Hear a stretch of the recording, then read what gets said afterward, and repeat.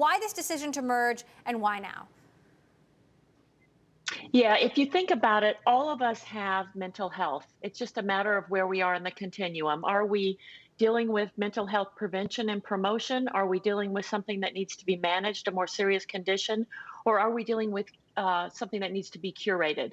And we move back and forth on this continuum through our lives. What we found in working with our members and our partners was people were really enjoying what they experienced with Headspace, but sometimes they had a condition where they needed to talk to someone, they needed a coach or a therapist, and we were being pulled in that direction.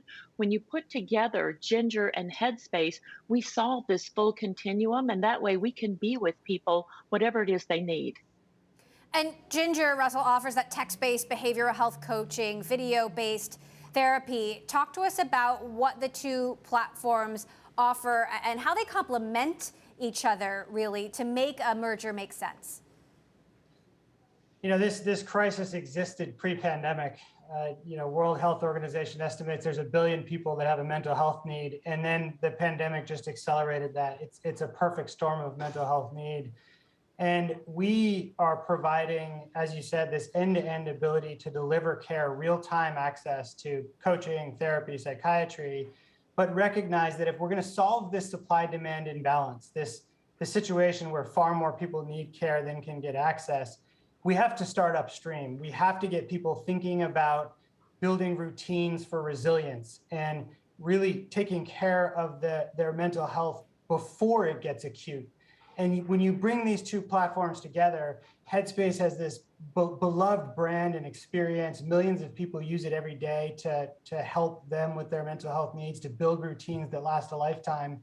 And for those who have more need, Ginger can deliver additional care. That combination is, we believe, going to democratize mental health around the world. Technology and telehealth really have offered so many new opportunities to combat mental health issues, because often you need that help, in a moment. It's urgent. You can't wait to see your therapist, for example.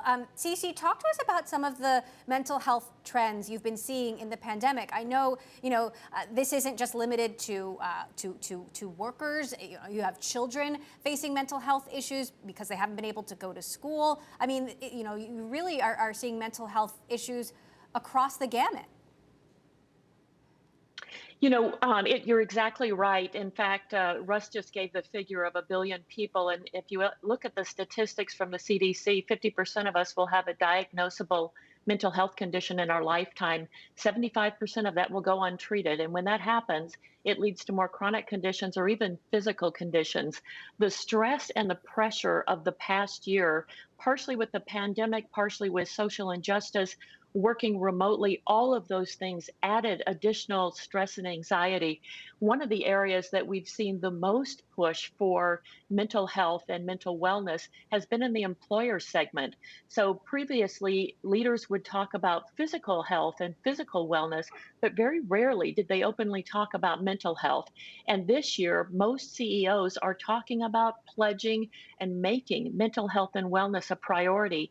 And if I think about anything that's good that's come out of the last 18 months, it's that this is now a topic and the stigma is beginning to come down. We have a long way to go, but the stigma is beginning to come down, and employers are making this a priority and offering solutions in the workplace. Russell, how would you like to see companies step up more in terms of, offering this as a benefit, recognizing it as a problem? To CeCe's point, I think it's starting to happen. I think this has gone from an HR problem to a boardroom problem. Boards are looking at this, executive teams are looking at this as a business continuity issue that can't be ignored any longer. And I think right now is the time for companies to invest in solutions that help employees first realize that it doesn't need to be stigmatized, that everybody has mental health, that really thinking about and managing your own mental health needs, burnout needs, et cetera, is not only important, but the company encourages it. We want employees doing that to make sure that you're there and at your best throughout your career.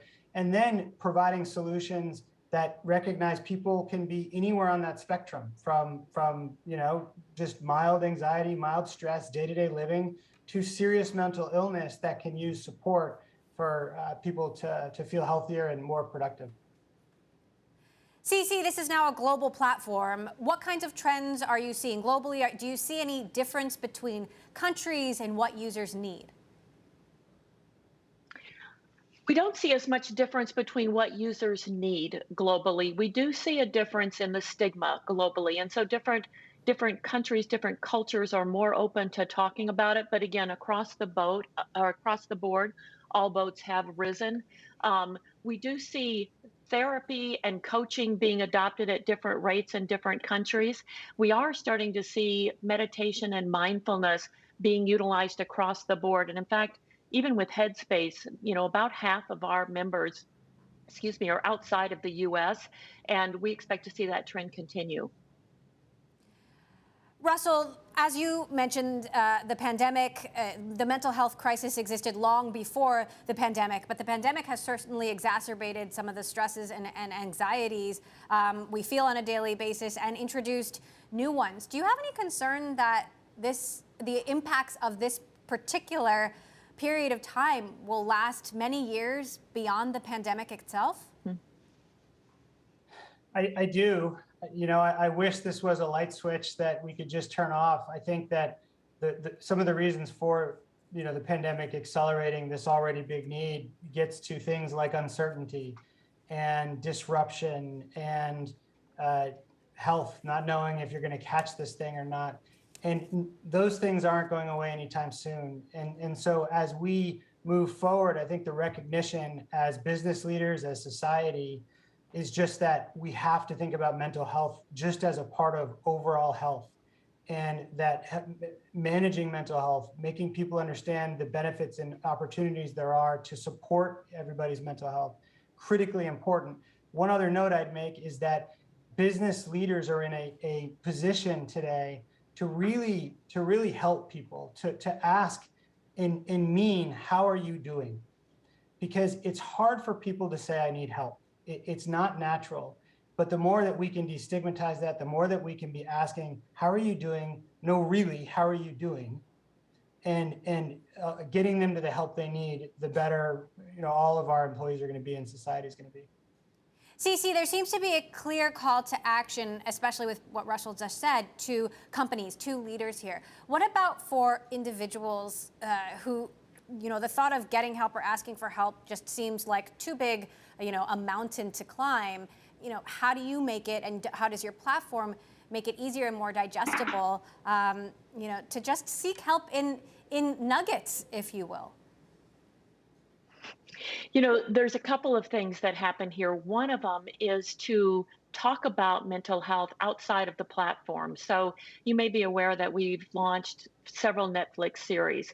And the purpose of those Netflix series is actually just to start talking about mental health and wellness, and to make it okay for people in primetime viewing to watch these things. We've also done shows on Sesame Street. And Sesame Street is designed to teach very young children that it's okay to think about, to have emotions, but to get in control of those emotions, and that there's exercises that you can do to be in control of those emotions. When you look within our app, we have about 5,000 different pieces of content. And because our goal is to build healthy routines that last a lifetime, the content varies throughout your day. So we have content for when you wake up, how you eat, how you meditate, how you work, how you deal with your kids at school, how you sleep, how you exercise, how you deal with financial stress, divorce. Any kind of emotional stress is in there, and the programs are broken into bite-sized chunks, to use your words, that enable you to do things for as little as 3 minutes at a time, but at least to get you to be present and aware of what you're feeling and give you some tactics on how to deal with it.